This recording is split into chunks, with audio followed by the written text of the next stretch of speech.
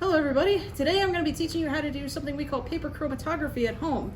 And really all you need for this demonstration is a coffee filter, some markers, and a little bit of water, which we'll get to here later.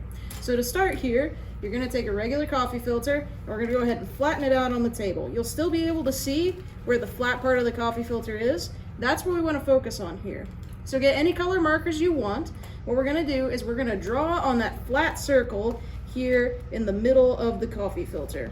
Now, simple designs are better. Even a circle is going to produce some really cool results for you. I'll show you some ones that I've done here in a little bit. But we're just going to put some simple designs right on there. What we're going to do next is we're going to go ahead and fold this filter up. So that's what you should look like. Of course, you can do zigzags if you'd like to, but again, simple is going to give you some better results. So we're just going to fold this in half several times.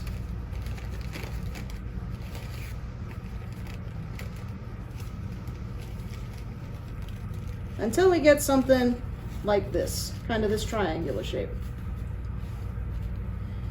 Now for the water, we don't need very much. Regular old tap water is fine. You're just going to want to get a little bit in a small cup.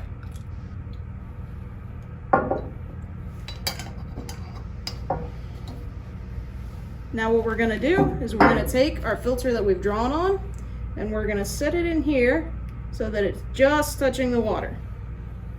What you're going to see.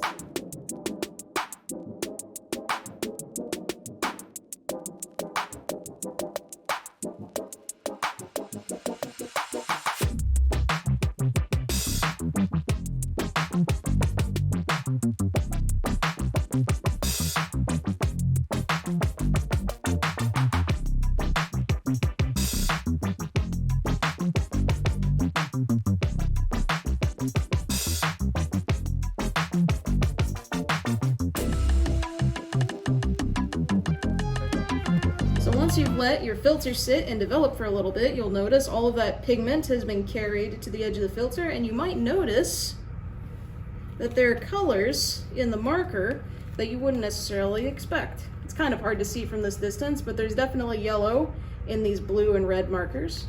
But you'll end up with a fun design, and these colors will be a little bit more bright, vibrant after the filter dries. So for example, you might end up with something like this, or something like this. And that's paper chromatography.